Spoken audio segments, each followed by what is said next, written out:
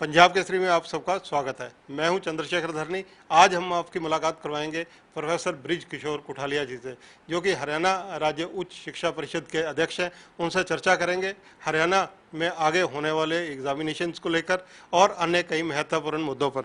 Sir, सबसे पहले आपका स्वागत है। जी नमस्कार। कुठेला साहब, जिस प्रकार से जो परीक्षाएं अब होनी है 30 सितंबर तक सुनिश्चित करने के लिए कहा है सुप्रीम कोर्ट ने भी, क्या तैयारियां चल रही हैं, क्या गाइडलाइन जारी की गई हैं? हमने अपने सभी विश्वविद्यालयों को जुलाई अंत में चेता दिया था कि आप अपनी परीक्षाओं की तैयारी रखिए।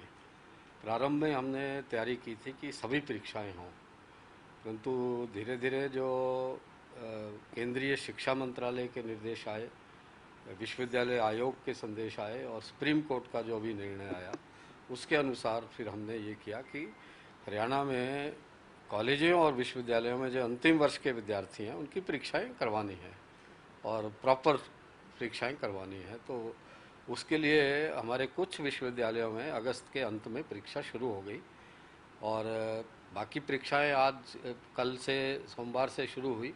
कुछ परीक्षाएं 4 अप्रैल से शुरू होने वाली है, 4 सितंबर से शुरू होने वाली है। योजना ऐसी है कि सितंबर के अंत तक पूरी की पूरी परीक्षाएं समाप्त हो जाएं, थ्योरी और प्रैक्टिकल। और ऐसे ही डेट शीट सारी रिलीज़ हो चुकी हैं और अक्टूबर के तीसरे सप्ताह तक या चौथे सप्ताह तक ज़्यादा से ज़्यादा सारे रिजल्ट निकाल दिए जाएंगे। अनुमानित इसमें कितने स्टूडेंट्स पार्टिसिपेट करेंगे सारी परीक्षाओं में, और ये परीक्षाएं ऑफलाइन होंगी या ऑनलाइन होंगी?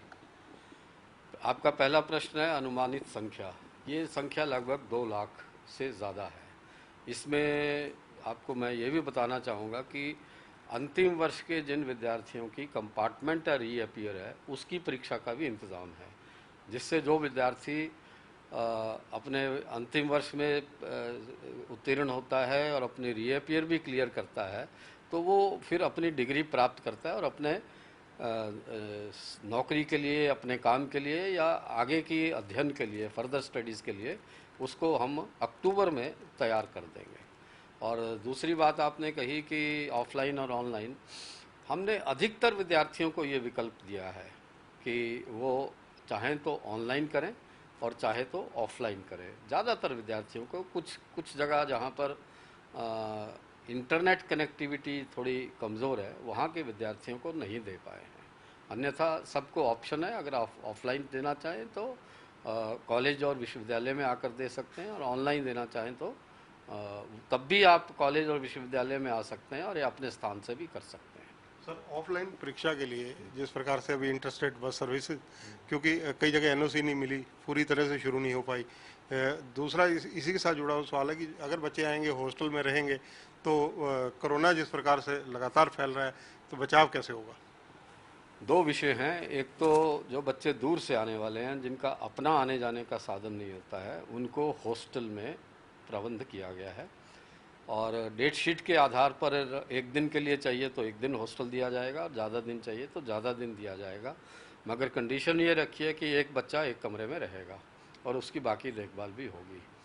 और दूसरी बात ये है कि जिला के अधिकारियों से, डीसी से और स्वास्थ्य अधिकारी से और एसपी से संपर्क है, और कहीं अगर ऐसे आवश्यकता पड़ी कि भाई स्पेशल ट्रांसपोर्ट का इंतज़ाम करना पड़े, कुछ बच्चे एक जगह से ज़्यादा आने वाले हैं, वो भी किया जाएगा। तो इसके लिए हर विश्वविद्यालय में और हर कॉलेज में एक व्यक्ति, एक वरिष्ठ अध्यापक को काम दिया गया है, वो इस प्रकार के जो बंदोबस्त हैं उनका ध्यान रखें। सर, इसके अलावा अगर एक चीज़ और, कुछ स्टूडेंट ऑर्गेनाइजेशन है, उनमें जेजेपी भी है और कांग्रेस के एनएसयूए भी है, वो इन एग्ज़ाम्स को लेकर विरोध भी कर रहे हैं।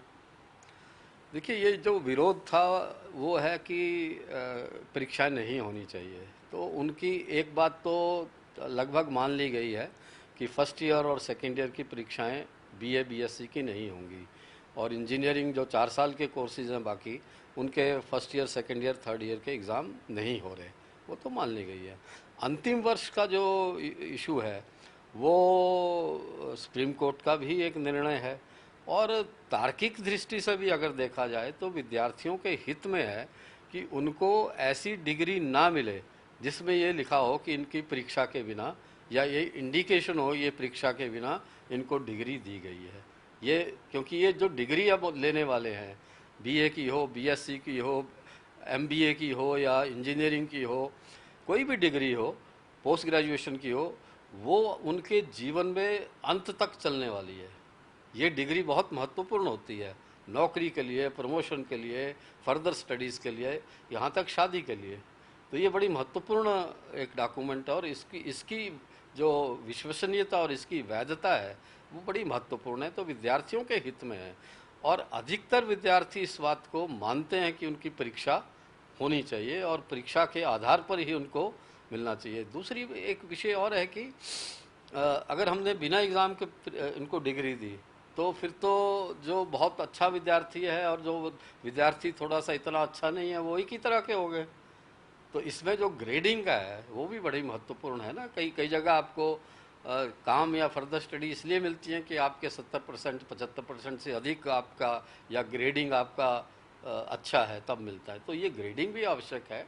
आपका जो मूल्यांकन है वो बहुत महत्वपूर्ण है। ये हमको इन चीज़ का ध्यान रखते हुए कि विद्यार्थी का स्वास्थ्य सबसे बड़ी प्राथमिकता है, परंतु उसका करियर और उसका जीवन भी प्राथमिकता है।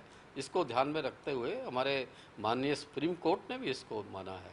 तो ये जब सामूहिक रूप से अलग अलग संस्थाएं इसको फाइनल ईयर के एग्ज़ाम को वैध मान रही हैं और करना ज़रूरी मान रही हैं, तो मुझे लगता है कि ये जो विद्यार्थी संगठन है ये भी, इनको भी अब इस बात से सहमति है। सर, ऑनलाइन परीक्षा की अगर बात की जाए, मैक्सिमम बच्चे क्योंकि आजकल हाईटेक होते जा रहे हैं, तो कुछ ये लॉकडाउन ने बहुत कुछ सिखा दिया। ये सारी परिस्थितियों के अंदर जब 10 यूनिवर्सिटीज़ कम से कम हरियाणा की स्टूडेंट इसमें अपेयर होंगे, 2 लाख से ज़्यादा के स्टूडेंट इसमें रहेंगे, तो ऑनलाइन एजुकेशन के लिए किस तरह की व्यवस्था आपकी तरफ से रहेगी, क्या सोच कर चल रहे हैं? जैसे मैंने बताया कि हर विद्यार्थी को, तकरीबन हर विद्यार्थी को हमने ऑप्शन दी है, तो लगभग ऐसा अनुमान है, अभी पूरा आंकड़ा तो नहीं आया है, 20% विद्यार्थियों ने ऑनलाइन की ऑप्शन दिया है। तो ऑनलाइन की ऑप्शन में दो तरह की बातें हैं कि एक तो उनको क्वेश्चन पेपर भेजा जाएगा और वो क्वेश्चन पेपर को डाउनलोड करेंगे और उत्तर पुस्तिका में लिखकर उसको अपलोड करेंगे, वो उसका मूल्यांकन होगा। दूसरा ये है कि कंप्यूटर की स्क्रीन पर ही या मोबाइल की स्क्रीन पर ही उत्तर लिखे जाएंगे। दो तरह की ऑप्शंस हैं। अलग अलग विश्वविद्यालय ने अलग अलग तरह से इसको किया है, जैसा जैसा विद्यार्थियों की सुविधा थी। कुछ कोर्सेज़ के विद्यार्थी ऐसे हैं जिनको कंप्यूटर पर या मोबाइल से टाइप करना आता है, इंग्लिश या हिंदी में अपने उत्तर लिख सकते हैं। कुछ विद्यार्थी ऐसे भी हैं जो इतने कीबोर्ड से इतने फ्रेंडली नहीं हैं, तो उनको ये ऑप्शन दिया है कि वो डाउनलोड करें। उनको उत्तर पुस्तिका पहले से दे दी जाएगी, उस पर नंबरिंग होगी, उस पर कोड होगा, बार कोड होगा, और वो उत्तर पुस्तिका पे लिख करके या तो उसको स्कैन करके भेज देंगे या फिजिकली हमारे पास भेज देंगे। तो सर, अलग अलग विश्वविद्यालय ने अलग अलग इसकी व्यवस्थाएं की हैं, क्योंकि हर एक विश्वविद्यालय की ही भौगोलिक स्थिति अलग है, उसमें आने वाले विद्यार्थियों का सोशियो इकोनॉमिक स्टेटस अलग अलग है और उनके अनुभव अलग अलग हैं। तो सर, इसके साथ साथ इतने लार्ज स्केल पर जो क्वेश्चन पेपर तैयार किए जाएंगे, क्योंकि इतना मतलब जहाँ तक हमारी जानकारी है कि यहाँ यूनिवर्सिटीज़ में इस तरह का स्टफ फिलहाल इस तैयारी के लिए क्या चुनौती को स्वीकार कर लेगा? हमारे विश्वविद्यालय जो हैं वो पहले भी हमारे 3 विश्वविद्यालय तो ऐसे हैं जो 4-4 लाख विद्यार्थियों का परीक्षा हर साल 2 बार कराते थे।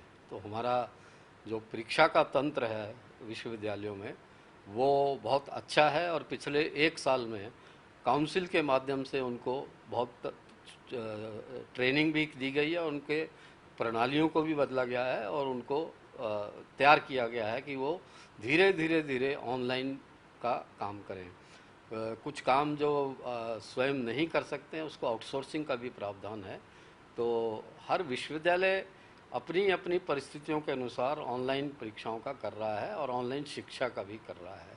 एक बड़ा, जब हम टोटल सिनेरियो हरियाणा के विश्वविद्यालयों और कॉलेजों में देखते हैं तो अपेक्षा से बेहतर स्थिति हमको दिखती है और उससे बड़ा उत्साहवर्धन होता है।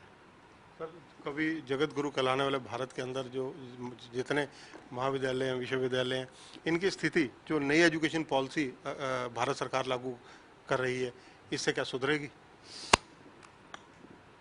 इस बात को हमको मान के चलना चाहिए कि जो राष्ट्रीय शिक्षा नीति 2020 आई है, वो हमारे भारतीय समाज और भारतीय राष्ट्र को बदलने वाला एक बहुत बड़ा एक जरिया बनने वाला है। इसकी जो संकल्पना है वो एक नया भारत बनाने की है, और जो नया इंडिया बन रहा है उसको रोकना है, नया भारत बनाना है।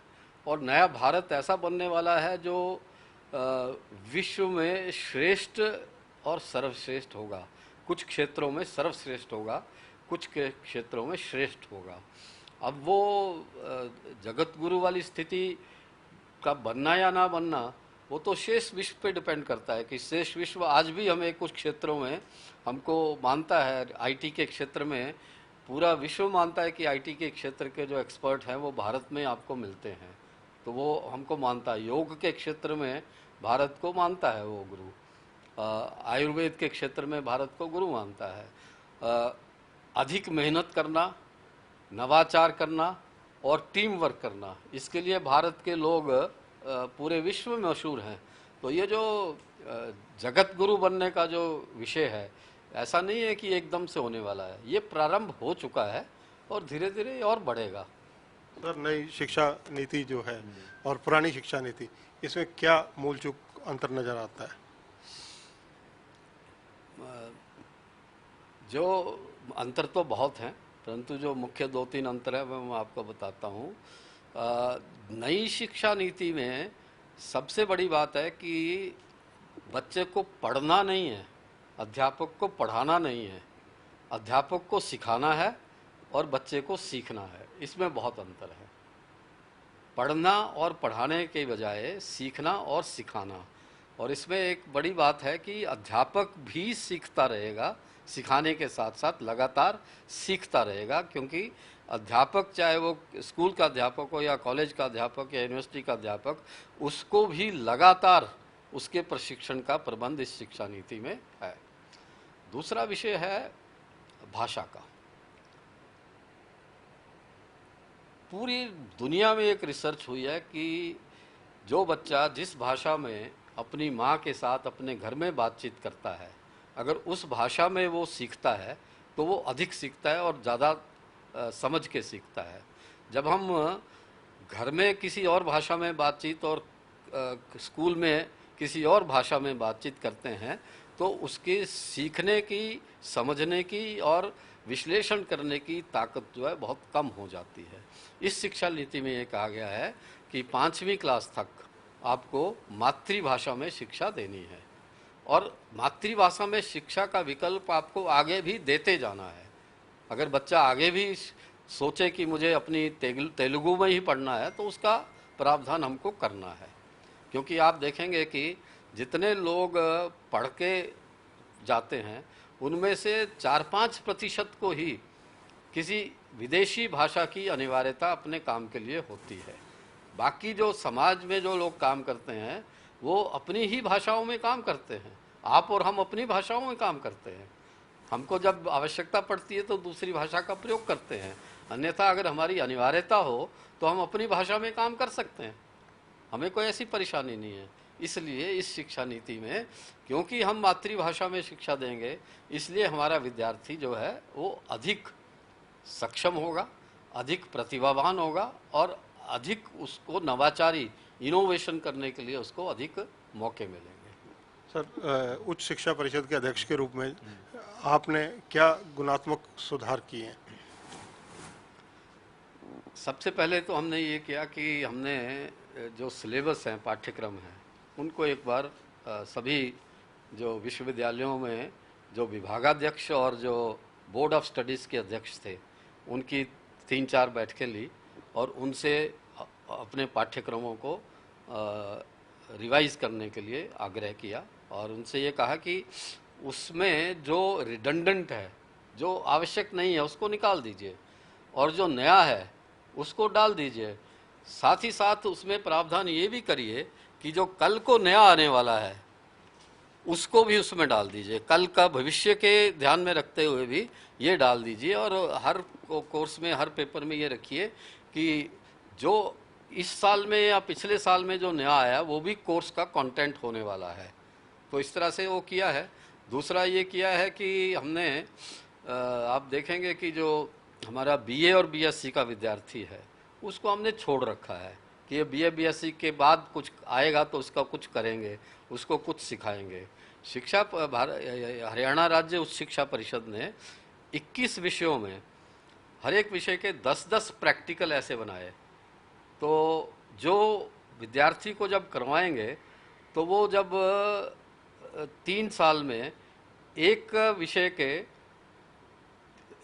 30 प्रैक्टिकल करेगा, 3 बार करे, एक प्रैक्टिकल को 3 बार करेगा और 30 मिला करके टोटल कम से कम प्रैक्टिकल करेगा। कुछ विद्यार्थी 40 प्रैक्टिकल करेंगे। वो प्रैक्टिकल ऐसे हैं कि उनमें से किसी एक या दो को चुनकर वो अपना जीवन उपार्जन कर सकता है। ठीक है, तो ये हमारा एक बड़ा एम्बिशियस प्लान है। इसको हमने इस पिछले साल पायलट प्रोजेक्ट चलाया था, इस वर्ष इसको पूरे चलाने वाले हैं, जिससे हमारा जो ग्रेजुएट निकले वो ग्रेजुएट इस योग्य हो कि वो अपना काम कर सके। उसको छोटे छोटे काम है, जैसे कोई कॉमर्स का विद्यार्थी है उसको हमने सिखाया कि जीएसटी कैसे फाइल करना है। अभी उसको हम थ्योरी में पढ़ाते हैं, प्रैक्टिकल नहीं कराते। हम उसको 3 या 4 प्रैक्टिकल करा देंगे जीएसटी फाइल करने के। अगर वो अपने अध्ययन काल में ही या अध्ययन के बाद 10, 20, 30, 40 दुकानों को भी, छोटी दुकानों को भी पढ़ लेता है तो उसका जीवन उपार्जन चल सकता है। एक विद्यार्थी जो फिजिक्स का विद्यार्थी है वो चश्मे का नंबर लगाना, चश्मा बनाना, लेंस को पहचानना वो काम कर सकता है। केमिस्ट्री का विद्यार्थी soil testing, water testing, pollution testing को सीख सकता है, अपना काम कर सकता है। हिंदी का विद्यार्थी जो है वो हिंदी की कॉपी राइटिंग कर सकता है, हिंदी के भाषण लिख सकता है, हिंदी के स्लोगन लिख सकता है, हिंदी के लिए ये सोशल मीडिया में काम कर सकता है। इस तरह के अनेकों प्रैक्टिकल हर विषय में 21 विषयों में हमने बनाए हैं और उसको मुझे लगता है कि 2-3 साल में उसके परिणाम आपको निकलेंगे कि हर ग्रेजुएट जो है हरियाणा से निकलेगा वो कुछ ना कुछ करने योग्य होगा। सर, बेटियों की पढ़ाई सुनिश्चित करने के लिए, क्योंकि अब तो वैसे रूढ़िवादिता हरियाणा में ख़त्म हो रही है, सरकार का भी बेटी पढ़ाओ बेटी बचाओ की बात का नारा भी है और सरकार अप्लाई भी कर रही है चीज़ को, तो इसके लिए क्या आपने मेन प्रेरणा दी है? बेटियों की पढ़ाई का तो परिणाम हम देख रहे हैं आजकल। आप देखेंगे कि जब कॉलेज और यूनिवर्सिटी में एडमिशन्स होती हैं, बहुत से पाठ्यक्रम ऐसे हैं जहाँ पर लड़कियाँ जो हैं वो अधिक संख्या में हैं और लड़के कम संख्या में। आपके ही प्रोफेशन में, जर्नलिज्म में आप देखें तो पहले 2001 की बात में 10 और 90 का प्रतिशत रहता था, बढ़ता बढ़ता लड़कियों का प्रतिशत बढ़ता गया, आज 60 और 40 का है। 60% लड़कियां जर्नलिज्म पढ़ रही हैं, 40% लड़के पढ़ रहे हैं और धीरे धीरे बढ़ रहा है। दूसरी बात, जब आप इनके रिजल्ट देखते हैं तो जो मेरिट में होती हैं वो ज़्यादातर लड़कियां होती हैं, लड़के बहुत पीछे होते हैं। तो हरियाणा में ये काम बहुत गति से हुआ है और अभी लगातार बढ़ता हुआ जा रहा है, क्योंकि हरियाणा सरकार ने पिछले 10 वर्षों में और ख़ासकर पिछले 5-6 वर्षों में बहनों की शिक्षा के लिए बहुत सुविधाएं दी हैं। साइकिल दिए हैं, मोबाइल फ़ोन दिए हैं, आपको फ्री बस की सुविधा दी है, महिला कॉलेज खोले हैं और आसपास गांव के आसपास कॉलेज खोलने का प्रावधान किया है और बड़ी सुविधाएं दी है। परंतु एक इसके अतिरिक्त जो है वो हरियाणा के सामाजिक वातावरण में महिलाओं के पक्ष में बड़ा वातावरण बना है, क्योंकि महिलाओं की समाज में भूमिका पहले से, निर्णय लेने की भूमिका पहले से बहुत अच्छी हुई है। ऐसे जो सोशियोलॉजिकल जो अध्ययन हुए हैं उससे ये निकलता है। सर, आत्मनिर्भर भारत बने उसके लिए शैक्षणिक व्यवस्था में और क्या सुधार और क्या गुणवत्ता होनी चाहिए? पहले तो स्वावलंबी युवक बने। स्वावलंबी युवक बनाने के लिए शिक्षा को रोजगार उन्मुख बनाना है। रोजगार उन्मुख का मतलब ये नहीं नौकरी सीख करने वाला नहीं, ऐसा युवक बनाना है जो नौकरी भी कर सकने की स्थिति में हो और अपना काम करने की भी स्थिति में हो। कुछ विद्यार्थी ऐसे हों जो दूसरों के लिए काम करेंगे, कुछ विद्यार्थी ऐसे भी होने चाहिए जो काम करें और जॉब गिवर्स हों, जॉब सीकर्स भी हों मगर जॉब गिवर्स भी हों। तो ये जो पाठ्यक्रमों में जो परिवर्तन हुआ है, जो इसमें हमने एडिशंस किए हैं, उसके कारण से आप देखेंगे कि पूरे भारत में अब ये जो नौकरी ढूंढने वाला काम है ये धीरे धीरे कम होगा और अपना काम करना ये काम धीरे धीरे बढ़ेगा।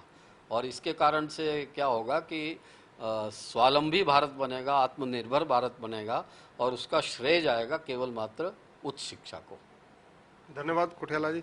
तो ये हैं ब्रिज किशोर कुठियाला जी, इनसे खुलकर बातचीत की, कई मुद्दों पर इनसे जानकारी ली, क्योंकि जिस प्रकार से शैक्षणिक जो परिवर्तन होने वाले हैं, हो रहे हैं, उन सब पर इन्होंने विस्तार से चर्चा की है। और इनका मानना है कि स्वावलंबी युवक बने, आत्मनिर्भर भारत अपने आप बनता जाएगा, क्योंकि जब कोई युवक स्वावलंबी बनेगा निसंदेह वो आगे बढ़ेगा, तथा जहाँ अपने घर परिवार तथा खुद को सुरक्षित रखेगा वही समाज के लिए भी वो आगे एक उदाहरण बनेगा। इसके अलावा जो शिक्षा में सुधार किए जा रहे हैं, जिस प्रकार से महिलाओं की शिक्षा के बारे में इन्होंने बड़े खुलकर चर्चा की और कहा कि महिलाओं का जो है शैक्षणिक क्षेत्र में दिन ब दिन अव्वल आना, आगे बढ़ना, ये सुनिश्चित करता है कि महिलाएं अपनी भागीदारी हर फील्ड में सुनिश्चित कर रही हैं। कैमरामैन सुनील के साथ चंद्रशेखर धरनी, पंजाब केसरी टीवी, चंडीगढ़।